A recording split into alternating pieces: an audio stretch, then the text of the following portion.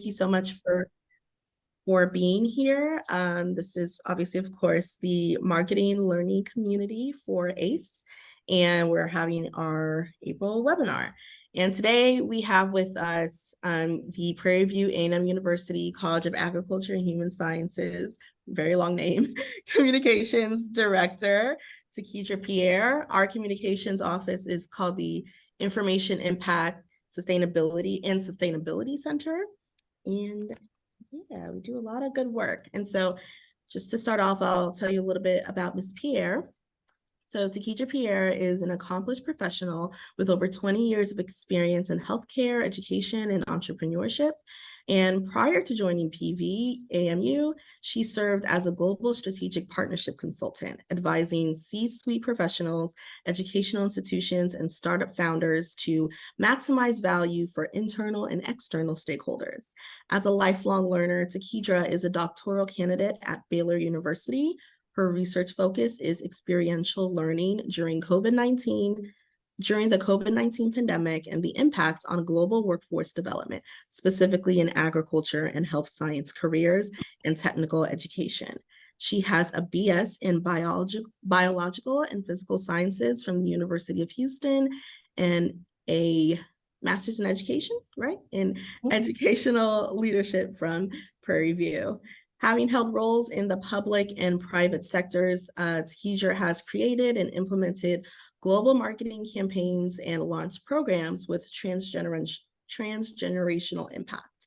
She uses emerging technologies and storytelling to capture audiences and represent organizations at the highest level.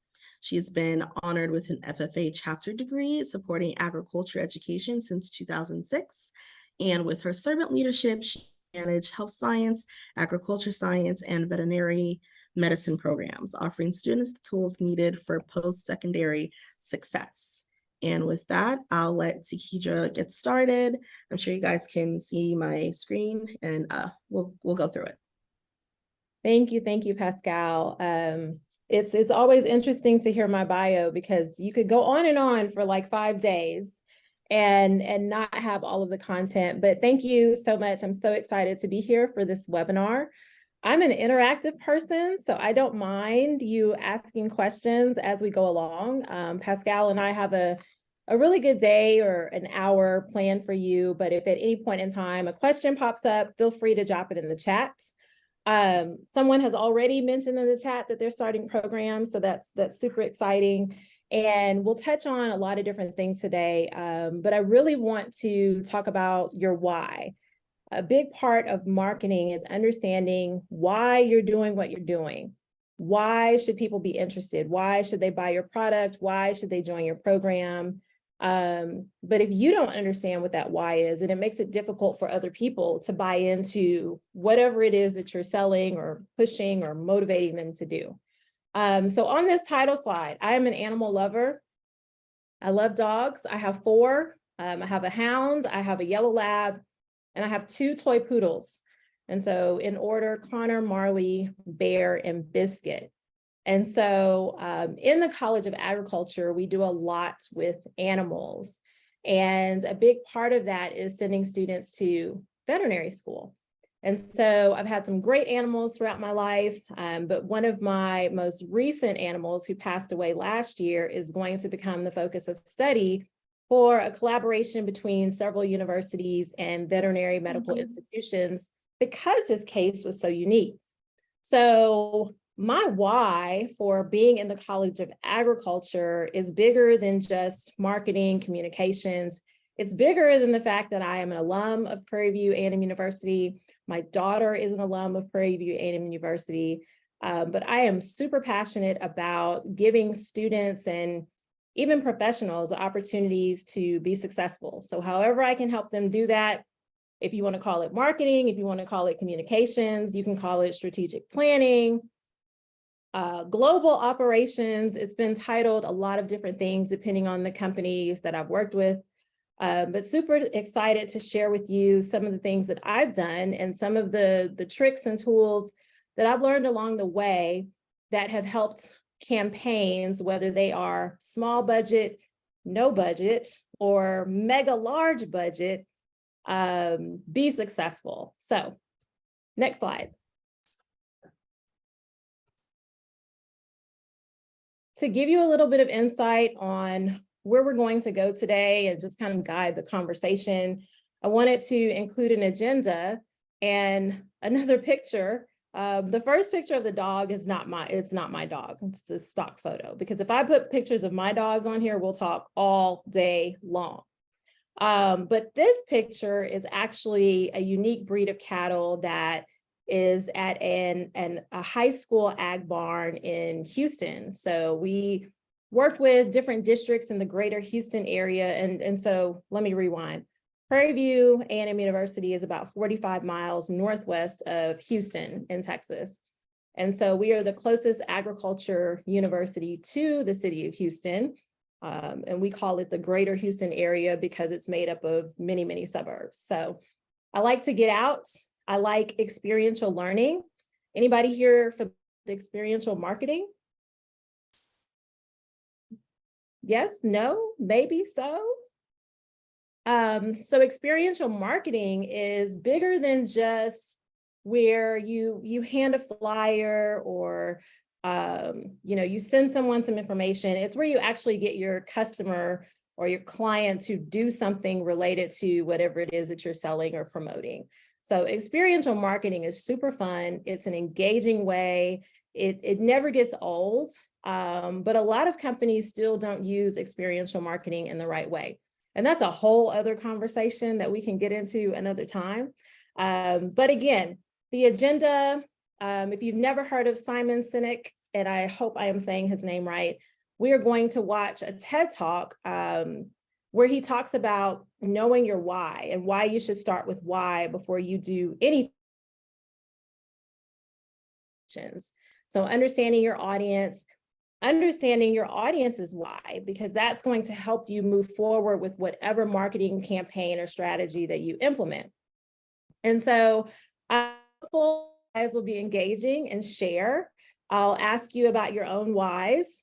You can drop those in the chat when we get to that point. I'll have a guided discussion with Pascal. She's come up with some really great engaging questions that I had to think back a little bit on a couple of campaigns that I worked on. And then there'll be some time for some Q&A from anyone in the audience. I think with Sherry, I just shared my email address in the chat. So you can feel free to connect with me outside of here or with Pascal through the learning community, which I really think is super awesome to have learning communities that are almost like a cohort of other people who are interested in the same things that you are. So with that being said, we are going to get into the TED Talk. I believe it's about 15 minutes long. I would advise you to take notes because there are some really, really great nuggets in here that could be very, very helpful no matter what industry you're part of.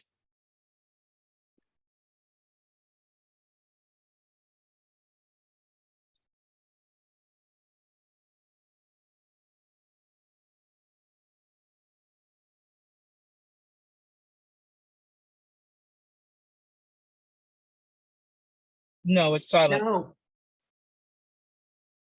Can you guys hear? Explain when things don't go as we assume, or better, how? Sorry about No, that. You guys said you couldn't hear I it? heard that. I heard that at the end. I could hear it. Yeah, I could hear it you too. can hear it now. Yeah. Oh, okay, okay.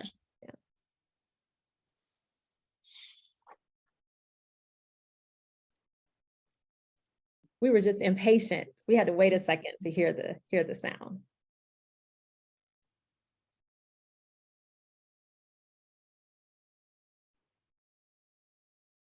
How do you explain when things don't go as we assume? Or better, how do you explain when others are able to achieve things that seem to defy all of the assumptions? For example, why is Apple so innovative? Year after year after year after year, they're more innovative than all their competition. And yet they're just a computer company. They're just like everyone else. They have the same access to the same talent, the same agencies, the same consultants, the same media. Then why is it that they seem to have something different? Why is it that Martin Luther King led the civil rights movement? He wasn't the only man who suffered in a pre-civil rights America. And he certainly wasn't the only great orator of the day. Why him? And why is it that the Wright brothers were able to figure out controlled powered manned flight when there were certainly other teams who were better qualified, better funded, and they didn't achieve powered manned flight? The Wright brothers beat them to it. There's something else at play here. About 3.5 years ago, I made a discovery. And this discovery profoundly changed my view on how I thought the world worked, and it even profoundly changed the way in which I operated it. As it turns out, there's a pattern. As it turns out, all the great and inspiring leaders and organizations in the world, whether it's Apple or Martin Luther King or the Wright brothers, they all think, act, and communicate the exact same way, and it's the complete opposite to everyone else. All I did was codify it. And it's probably the world's simplest idea. I call it the golden circle.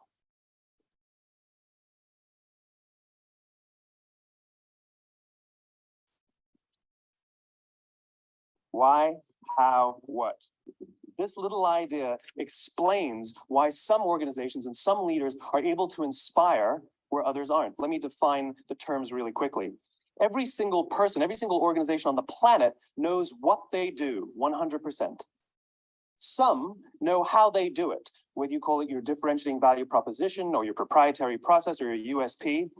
But very, very few people or organizations know why they do what they do. And by why, I don't mean to make a profit. That's a result. It's always a result. By why, I mean, what's your purpose? What's your cause? What's your belief? Why does your organization exist? Why do you get out of bed in the morning? And why should anyone care? Well, as a result, the way we think, the way we act, the way we communicate is from the outside in. It's obvious. We go from the clearest thing to the fuzziest thing. But the inspired leaders and the inspired organizations, regardless of their size, regardless of their industry, all think, act, and communicate from the inside out. Let me give you an example. I use Apple because they're easy to understand and everybody gets it.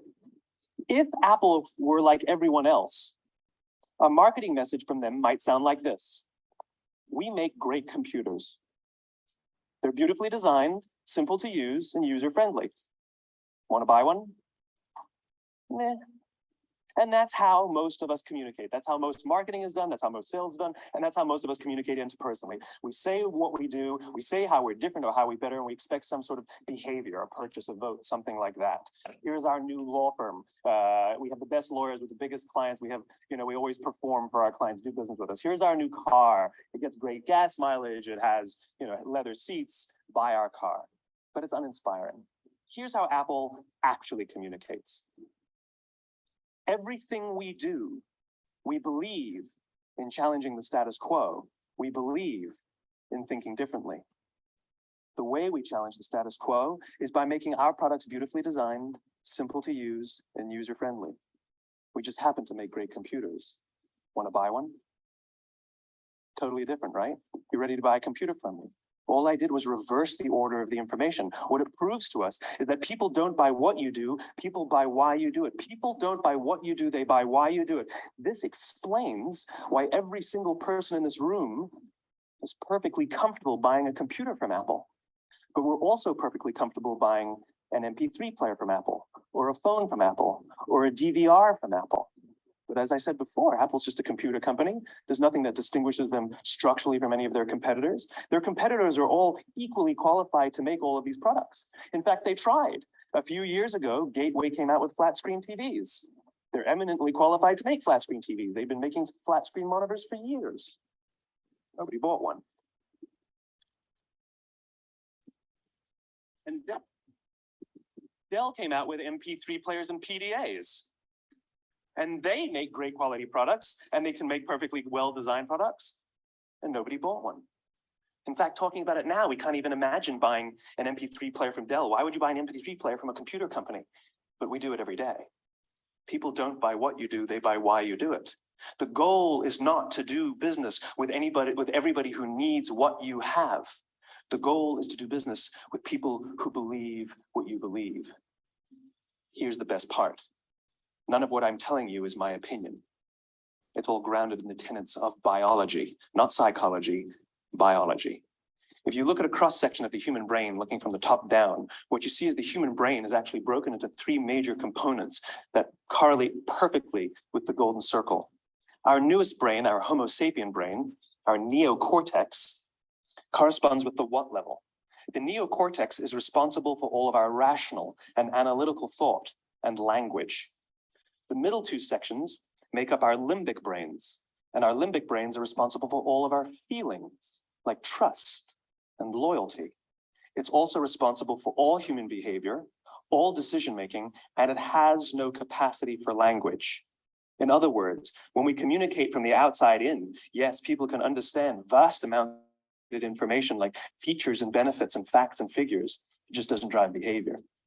When we communicate from the inside out, we're talking directly to the part of the brain that controls behavior, and then we allow people to rationalize it with the tangible things we say and do. This is where gut decisions come from.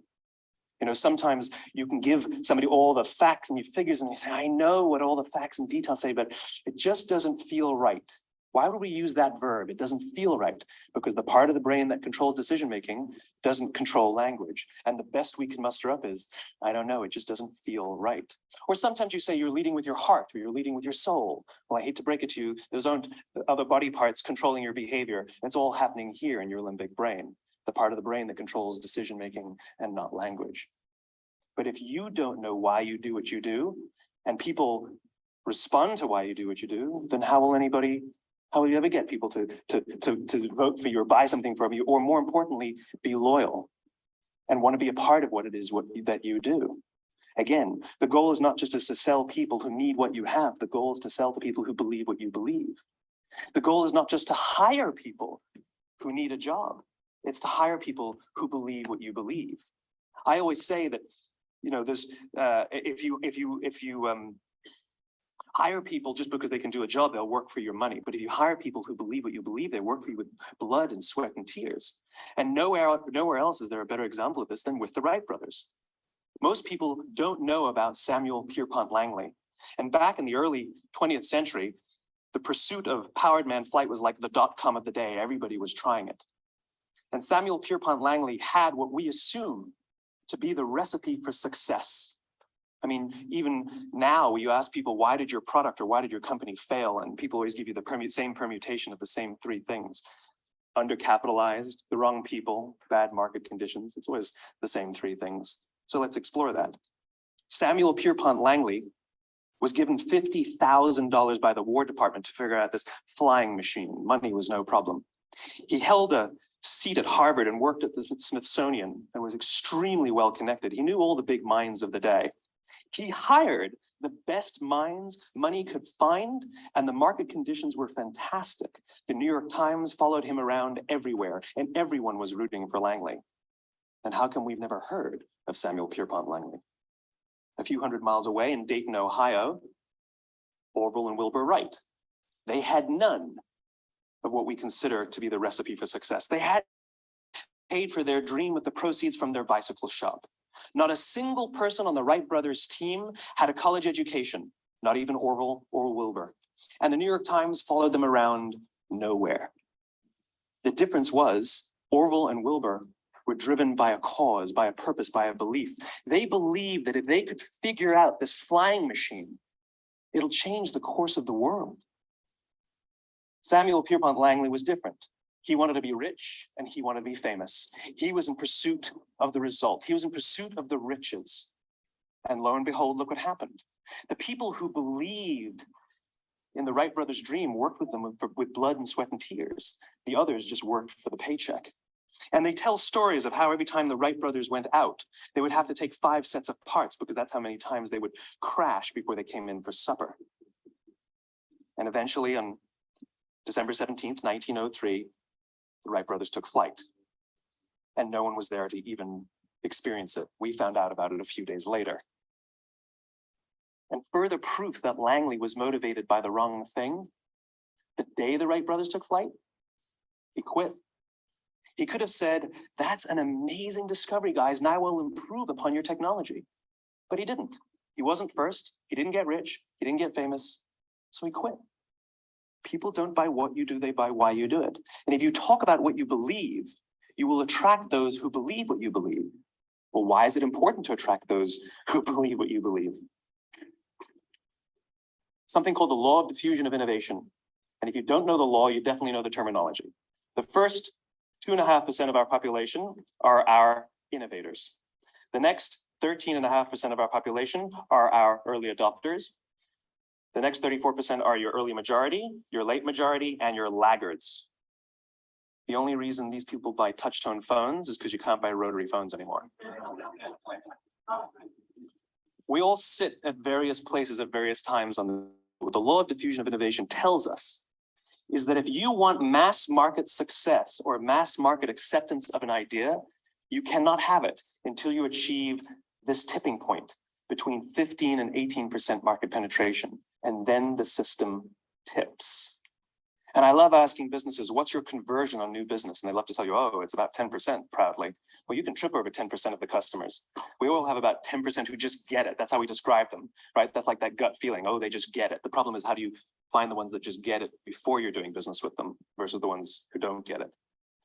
So it's this here, this little gap that you have to close, as Geoffrey Moore calls it, crossing the chasm. Because you see, the early majority will not try something until someone else has tried it first. And these guys, the innovators and the early adopters, they're comfortable making those gut decisions. They're more comfortable making those intuitive decisions that are driven by what they believe about the world and not just what product is available. We stood online for 6 hours to buy an iPhone when they first came out, when you could have just walked into the store the next week and bought one off the shelf. These are the people who spent $40,000 on flat screen TVs when they first came out, even though the technology. And by the way, they didn't do it because the technology was so great. They did it for themselves. It's because they wanted to be first. People don't buy what you do, they buy why you do it. And what you do simply proves what you believe. In fact, people will do the things that prove what they believe. The reason that person bought the iPhone in the first 6 hours, or stood in line for 6 hours, was because of what they believed about the world and how they wanted everybody to see them. They were first. People don't buy what you do, they buy why you do it. So let me give you a famous example, a famous failure and a famous success of the law of diffusion of innovation. First, the famous failure. It's a commercial example. As we said before a second ago, the recipe for success is money and the right people and the right marketing conditions, right? You should have success then. Look at TiVo. From the time TiVo came out about 8 or 9 years ago to this current day, they are the single highest quality product on the market. Hands down, there is no dispute. They were extremely well funded. Market conditions were fantastic. I mean, we use TiVo as a verb. I TiVo stuff on my piece of junk Time Warner DVR all the time. But TiVo's a commercial failure. They've never made money. And when they went IPO, their stock was at about $30 or $40 and then plummeted, and it's never traded above 10. In fact, I don't think it's even traded above 6, except for a couple of little spikes. Because you see, when TiVo launched their product, they told us all what they had. They said, we have a product that pauses live TV, skips commercials, rewinds live TV, and memorizes your viewing habits without you even asking. And the cynical majority said, we don't believe you. We don't need it. We don't like it. You're scaring us. What if they had said, if you're the kind of person who likes to have total control over every aspect of your life, boy, do we have a product for you. It pauses live TV, skips commercials, memorizes your viewing habits, et cetera, et cetera. People don't buy what you do, they buy why you do it. And what you do simply serves as the proof of what you believe. Now, let me give you a successful example of the law of diffusion of innovation.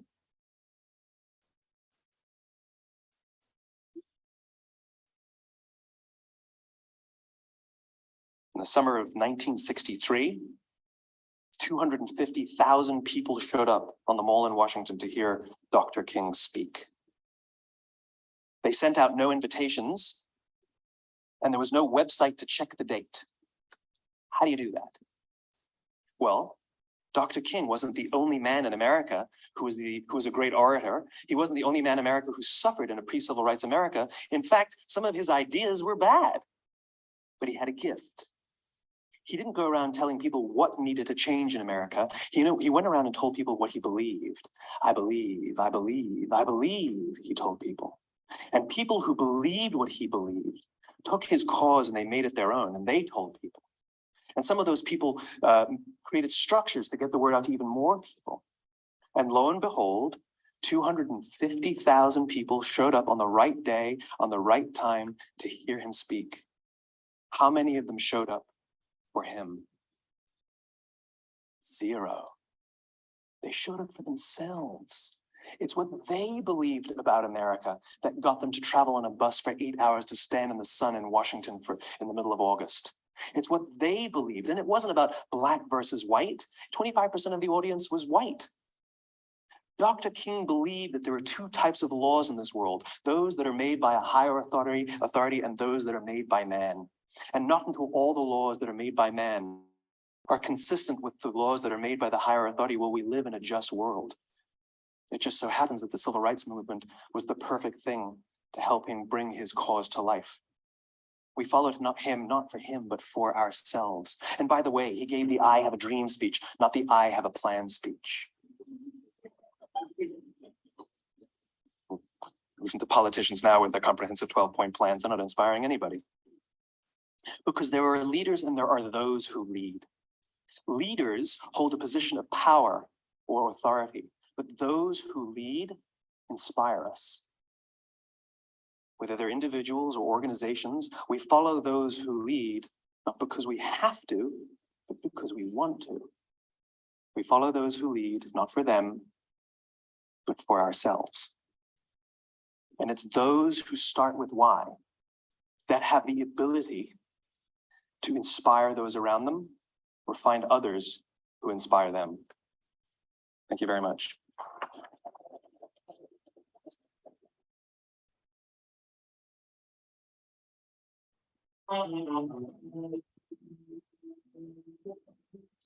Any initial thoughts on the TED Talk that you just watched? You can drop those in the chat. Like I said, I like engagement. You all are here for a reason, not to just check a box, not for continuing education, professional development, although you may be here for those reasons as well. But it would be great if we had some engagement and you drop in the chat anything that you heard, anything that stood out, anything that you may use with yourself or your team in the very near future.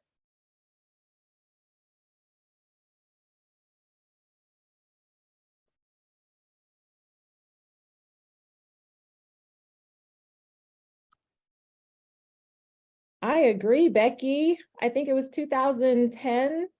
And so he mentioned things like TiVo and the, probably Apple phone version, I don't know, 5, maybe. I do wish it was an updated version. The messaging is the same, but I think that an updated version would help to resonate with younger audiences who cannot connect to TiVo and the rotary phone and maybe even the Wright brothers, because history has changed in schools. And so do they really talk about that very much anymore? So thank you.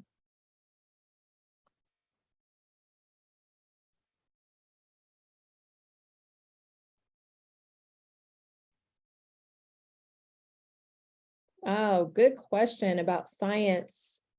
Science-based content appeal to emotions. That's a loaded question. I'm a science person. So my undergraduate degree is in STEM. I worked in healthcare administration for about 10 years before I got into secondary and then higher education. That's a good topic. That deserves its own webinar.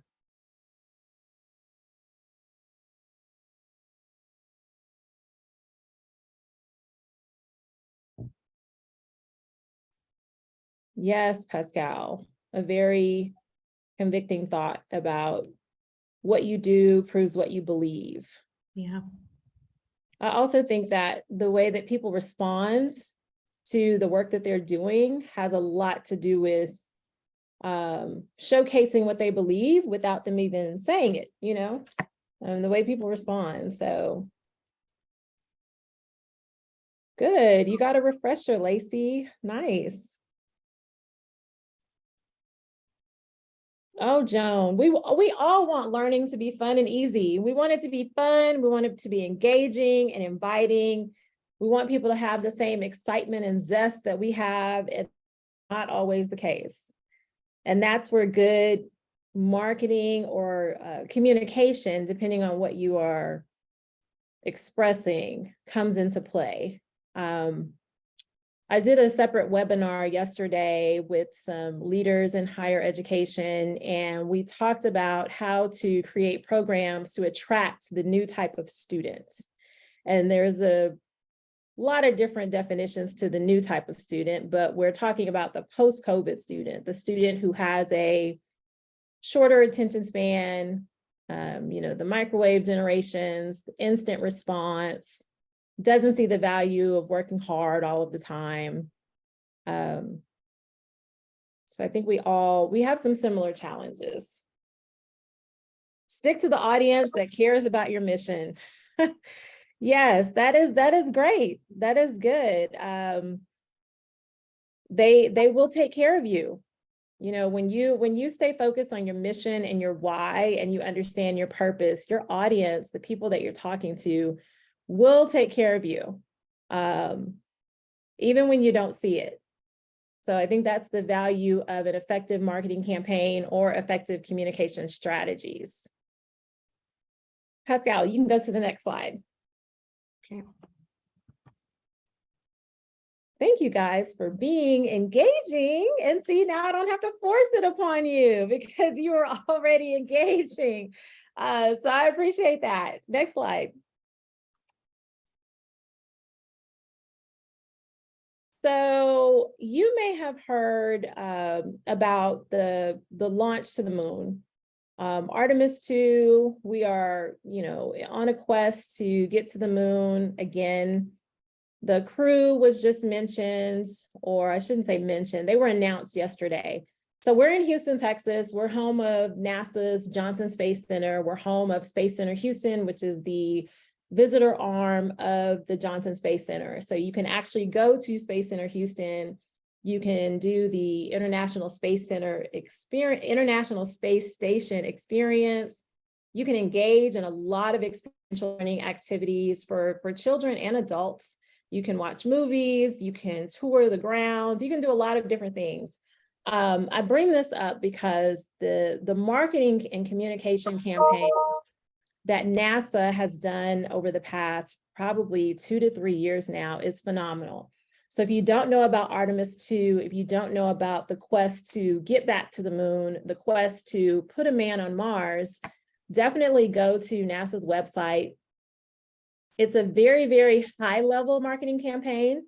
Budget-wise, you can see the use of high technology, high level professionals that create this campaign. But then at the same time, the common thread is the why. They keep reminding you of the why. Why do we do what we do?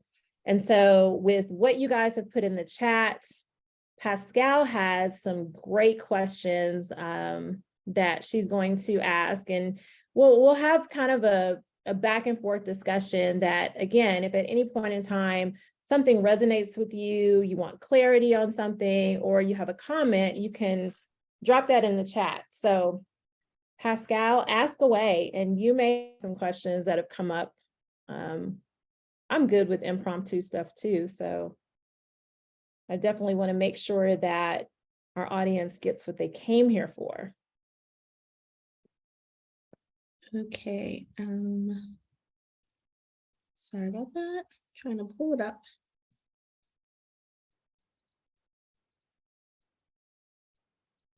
Okay, so first question. So much time, money, and effort is wasted when you have like an unfocused campaign, aka when your why is not very clear.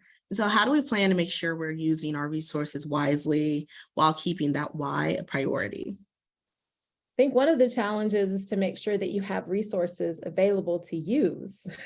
Sometimes people think about their marketing or communication strategies before they understand what the budget is. And so it's really hard to have a big dream or a big plan for marketing or any type of communication, and you're not being realistic about your budget. So having that in mind, of course, your why, fuels everything, but having that in mind first helps to frame what you're capable of doing. I think a lot of marketing dollars are wasted because there's not enough time to dig into who your audience is, who are you trying to reach, what is their purpose of reaching out to you or even coming to you for a service or a class or a program or a product. And so a lot of times, marketing dollars is spent in the areas that are trending, they're hot. Social media, social media has been a very relevant marketing communication strategy for quite some time now. The evolution of social media, can change how you reach different audiences. But it all goes back to understanding your why and being able to identify your audience. Where are they located? What do they do for work? What's important to them? Do they have families? Are they educated beyond high school? Are they educated beyond college? So understanding all of those pieces can help you to frame a campaign that will work, but also within budget. Because a lot of times, I know on the higher ed side, we can be restricted when it comes to marketing campaigns and budgets and, have to get creative on how we, communicate with our audiences. On the corporate or, companies, organizations, a lot of times they don't have a strict marketing budget. And so they have the opportunity to explore and to figure things out. And higher ed can look to some of those companies as sort of a guide or a template to see, that marketing campaign really worked. Looking at NASA, looking at Tiffany & Co., for example. Tiffany & Co., the jewelry Tiffany & Co. has made strides with their sales because of creative marketing campaigns and communication strategies. So they've connected with audience who had no idea who they were because they've collaborated with partners who are more relevant to younger generations. So in my bio, I mentioned transgenerational this or that. That's just being able to cross over between teenagers to, late teens, college, 30 somethings, all the way to your, 70s, 80-year-olds. So you have to have the capability to change your communication based on your audience. All right, thank you. And speaking of audiences, I think you maybe kind of answered it a little, but if you have any way to expand, what are some other important things to remember when needing to market to different audiences? Like I think we have that challenge here in PV. We have a lot of people who live in rural areas that we cater to, but we're also, trying to attract students from, all over the state and in the city and all that stuff. So what are some important things to remember to market to different audiences? I think, I hate to keep saying go back to your why, but understanding your why and making sure that you're in the role or in the program development or product development or marketing campaign for the right reason.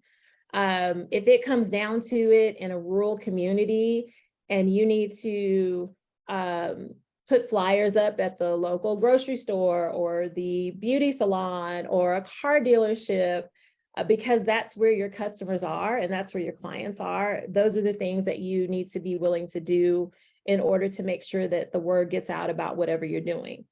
I think sometimes people assume that everyone has a phone. And everyone may have a phone, but everyone may not have a smartphone. Everyone may not have, quick, fast, reliable internet, depending on where they are. They may need to join a Wi-Fi hotspot. So assuming that you're going to reach everyone that you need to reach within your parameters through social media or through some form of technology really is missing the mark if you don't understand who your audience is. So Pascal, you mentioned a rural audience, and I think sometimes it takes to put 2 feet on the ground and walk around to where people are in order to get your message across. I agree. And also, I think I wanted to add, it may take some reimagining as well. Like I remember we wanted to do some advertisements on for a radio station. And so we wanted it to actually play on,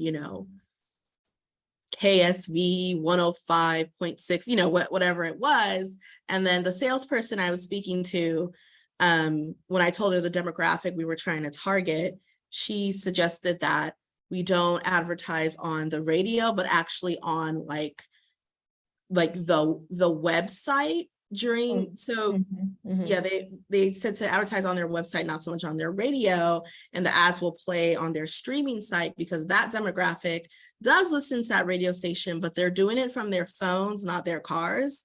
Yeah. That used to be a thing to listen so much in the car, but it wasn't anymore. And I was like, oh, really? And so we would have really missed out on a large audience because I just was not aware that people's listening behaviors had changed, even though it is video. Yeah, that's a good point. Listening behaviors, just behaviors, period. Right. So whether it's listening behaviors, shopping behaviors, because of the pandemic, people shop differently. There are more people shopping online than ever before. So if you are pushing a product or a program that serves the masses and you have no online presence, you're missing out on, potentially a lot of students, a lot of program opportunities, a lot of ways that you can increase sales. There's so many different measures of outcome that it's hard within an hour to kind of compile all that together. So I'm kind of giving little bits and pieces depending on the industry, but the psychology of marketing is a whole other concept, the psychology behind communication and making it to where you tailor your message depending on the audience.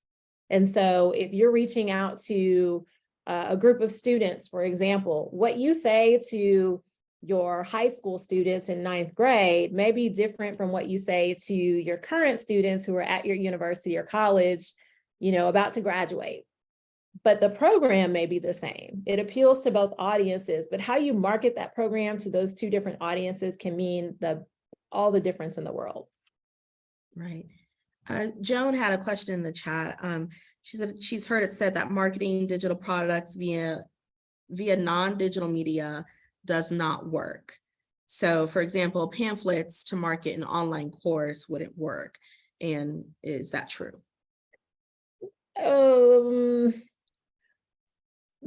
Good question, but the surface answer would be that if you have a pamphlet and you are marketing a program that's online,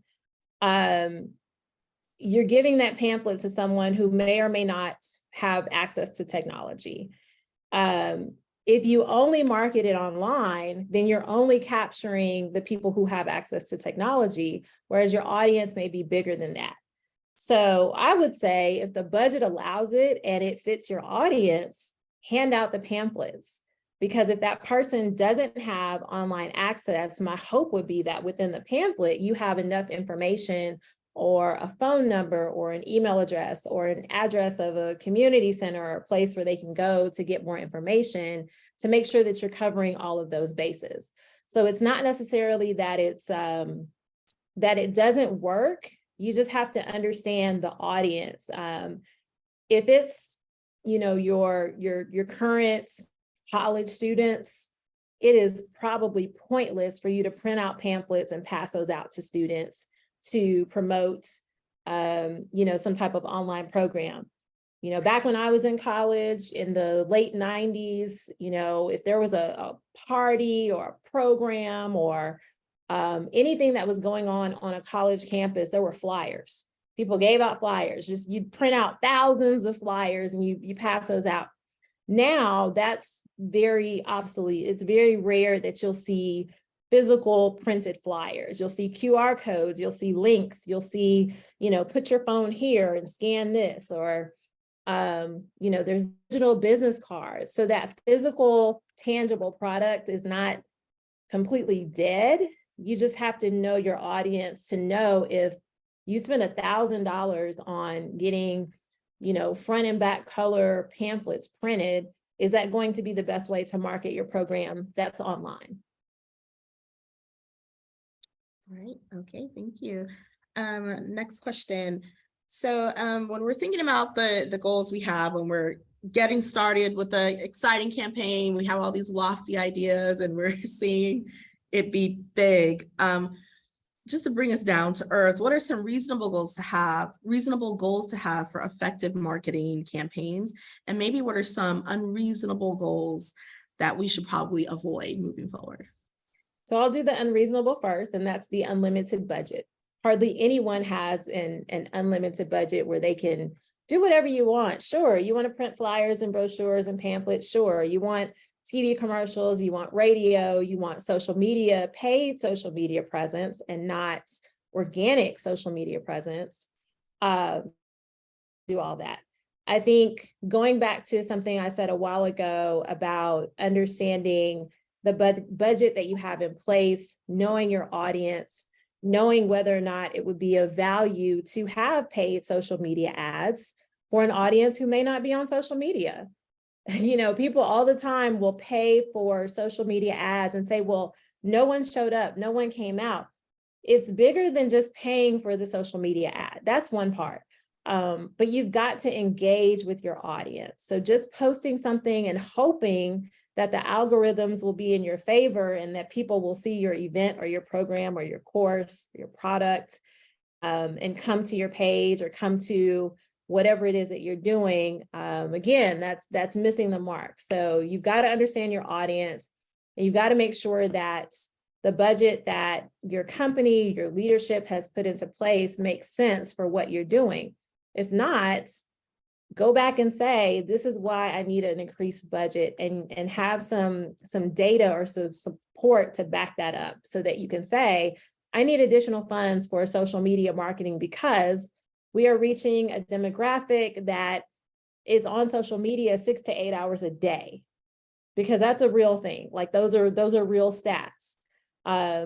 If it's more of an older senior community, it may be, I need to get to the Silver Sneakers Walkathon. If you don't know what Silver Sneakers are, it's a super cool group of seniors that go and walk in malls and stadiums and different places just randomly to stay active. So that's a shameless plug for Silver Sneakers. But you've got to understand your audience and what you have to work with. And that in marketing or communications cannot be said enough, because whoever's creating the campaign can have the golden idea, can have all of these things. But if they haven't done the research to understand, what are we doing? Why are we doing it? Who is it? Who are we targeting? Who are we trying to reach? Who are we getting to buy into our mission and what we believe in? Then that's a waste of time, effort, and resources. Awesome. And what about some, reasonable goals that we should reach for? Oh yeah, I'm sorry. So making sure when you understand your audience, if you've never packed out this room, so let's say you do programming every month, you're marketing the same way every month. And I saw Extension in the chat, so I'll just use Extension as an example. And you're marketing the same program every month, and you get, 6 people one month, 8 people another month, 5 people another month. You've got to do something differently. It's all Extension programs are great. They're well put together. They are, created and executed by people who are passionate about what they're doing, passionate about serving the community. The challenge with marketing Extension programs is that some Extension agents tend to stay in the box that they've been in for however long. And so they haven't looked at the changes in their audience, the changes in technology, and the ways that they can shift their programming to support. And so that goes to the question in the chat about marketing programs through extension to younger generations.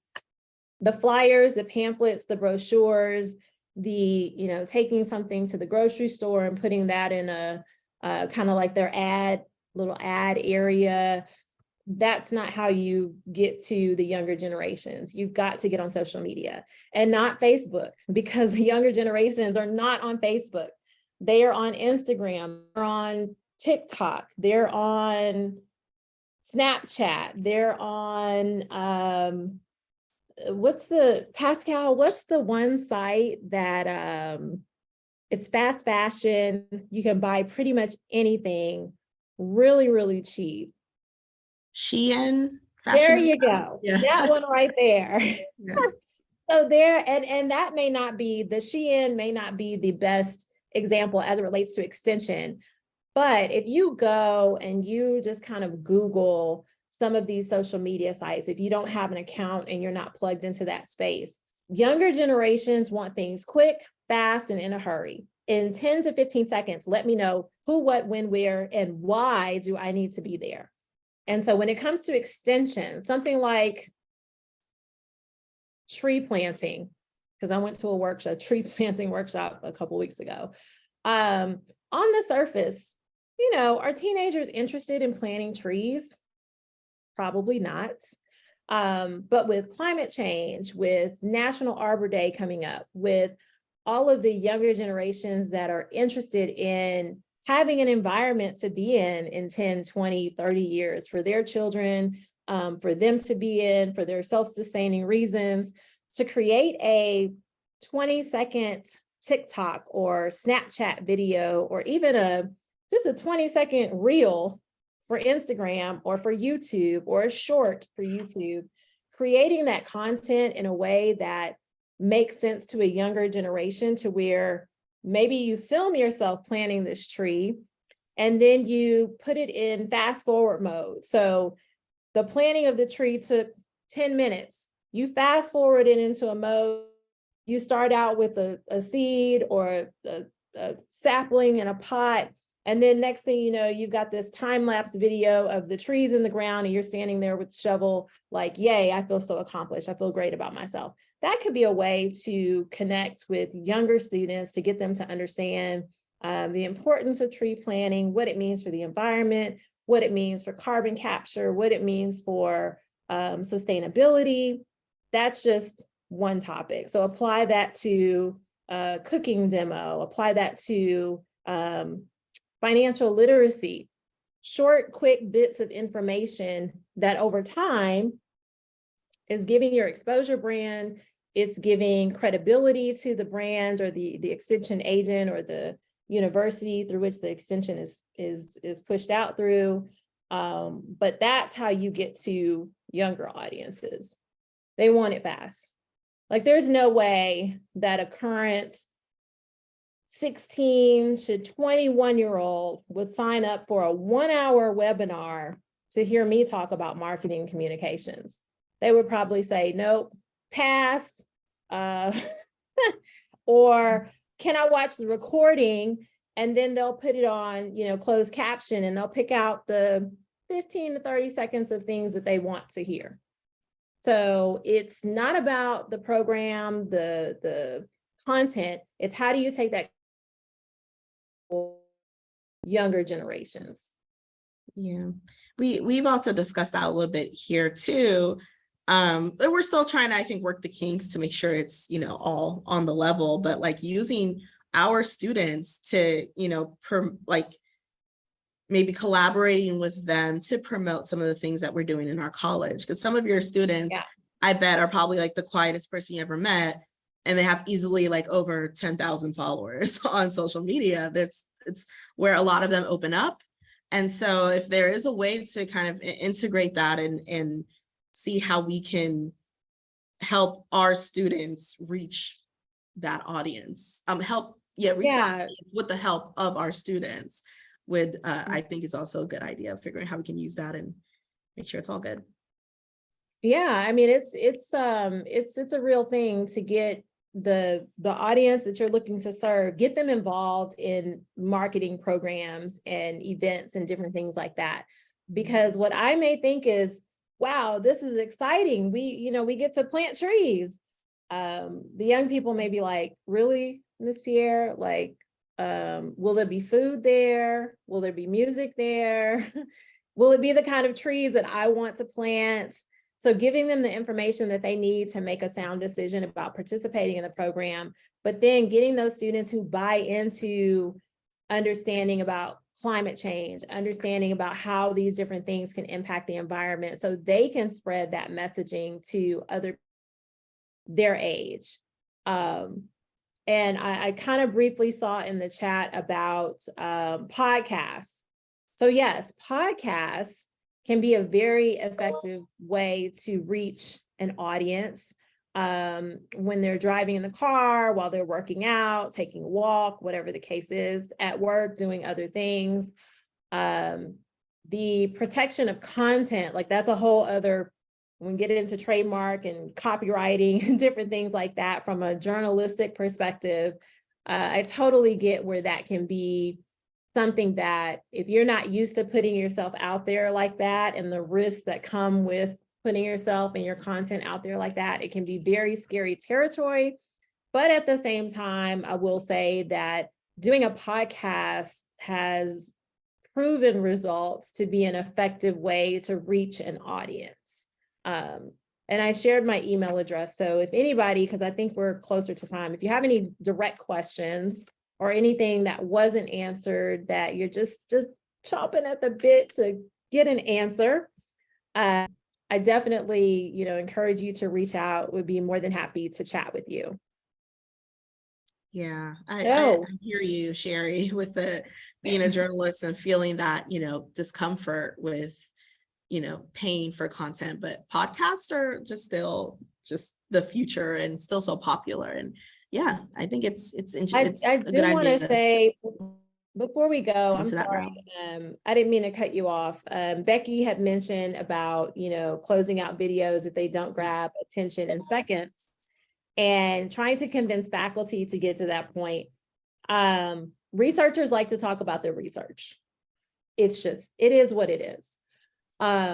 One of the things that we're doing at Prairie View is working directly with the researchers to get them to better translate their research in a way that an average person can. So if I need an intern to translate something that's in a high-level journal article, like make this make sense for students to see so that they can get interested in your research.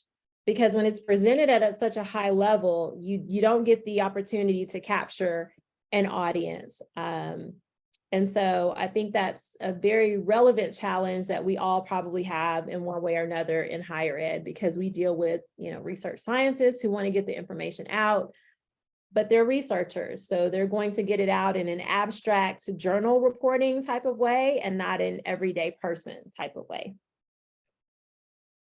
Yeah. Also, I think, and that's something that was covered at the last ACE conference too, media training, like, is your friend. Like, I think we may have to help our researchers become a little more video friendly and just kind of figure out how we can get them talking quicker and in more interesting way. They're in the lab, research is a solitary sport a lot of times, kind of like farming. Farming is kind of a solitary sport, and so they're in the lab, they're used to just kind of, within their bubble or talking to other researchers or other high-level scientific professionals. We just want to know, what are the outcomes? What are the outcomes? What happened after 5 years of whatever you were doing with strawberries or cattle or trees or people? Like, what was the outcome and how does that impact the community? That's what the public wants to know. So getting them to take years of research, years of dedication, blood, sweat, and tears, because it is no joke, and translating that into a way that it's palatable for the public, that's a huge task for any communications team, no matter how skilled they are, no matter how well-versed they are in STEM and these different research areas. So To all of you who came today and spent this time with us, I greatly appreciate you. I hope that this is opening the door for us to connect further, because I think there are a lot of commonalities within learning communities that if we are open to sharing and learning and growing with each other, we can figure a lot of things out together instead of kind of individually spinning our own wheels. So thank you so much for your attention and for having me today, and for the extra 2 minutes that we have gone over time. Yes, thank you so much for tuning in. And yes, please continue to email me. I'll send out Takedra's email as well.